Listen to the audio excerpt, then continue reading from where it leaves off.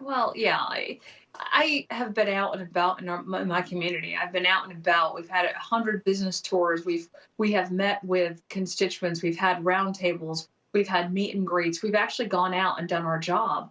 We've done job fairs in our community that have been like the most popular, the most productive. We have gone out and done things because I'm a freshman in the minority and can't necessarily get bills passed. We've done proactive things. We were able to bring back $36 million to our constituents in this district, compared to our Democrat in the North, who's able to bring back $1 million.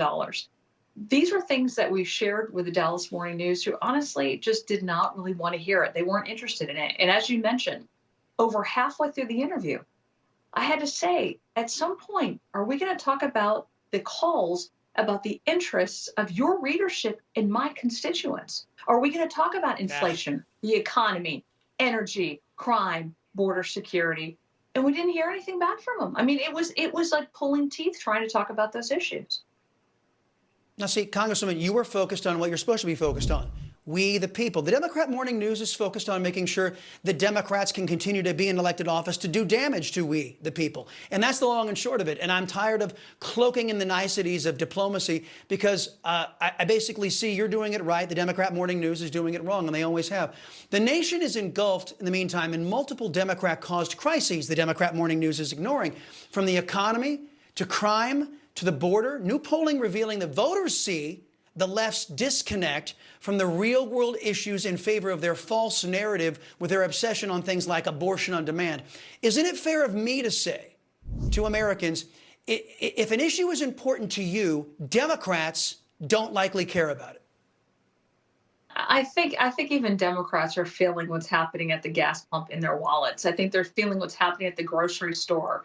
They're seeing that a full month of their paycheck has been eaten up by inflation caused as a direct result of Biden's policies, and Democrats buying into and voting for Biden's policies. I think Democrats realize that. Now, whether or not they vote to change it is something different. What they're hearing from these very, very, progressive media outlets, which is pretty much almost all of them, with your Newsmax being an exception. But what they're hearing is, no, we're going to talk only about abortion, and we're only going to talk about January 6th. And I think, quite honestly, when people start talking about that being the most deadly, attack on the Capitol, they fail to forget that there was a radical liberal extremist who ran down a police officer on Capitol grounds just a few weeks after that happened. That's been ignored. They haven't talked about that. What happened to our congressional members of our baseball team, our Republican members of our baseball team, not that long ago? They don't talk about that. But because of what happened on January 6th, and because it was not supported by radical leftists, that is somehow supposed to take over all of the air in the room. And I'm sorry, but working families aren't buying it. Well, that's the only thing they've got. I was just saying this to my team today. It's all they've got. Abortion on demand and January 6th, because they can't point to anything that they have done, either the Democrat Morning News for the benefit of the people, or the party they support, the Democrats. On the top issues for voters, our Democrat border crises seem to be right there at the top. Deadly fentanyl being pumped into the United States at a record pace at the behest of communist China. Texas Border Patrol making a grisly discovery during a car inspection: $400,000 worth of liquid meth stuffed into condoms inside of pumpkins. This, as DHS is reportedly recruiting volunteers from federal agencies to help with the surge of illegal aliens. Now, some of the tasks they're being asked to do: clean up the illegal aliens' trash and distribute supplies to the illegal aliens. Congresswoman, the government won't secure the border, but they'll recruit Americans inside of government to cater to those illegally breaking into the country. Does that seem right to you? Of course, it doesn't seem right. I mean, it goes against everything that we claim to stand for. Of course, it doesn't seem right.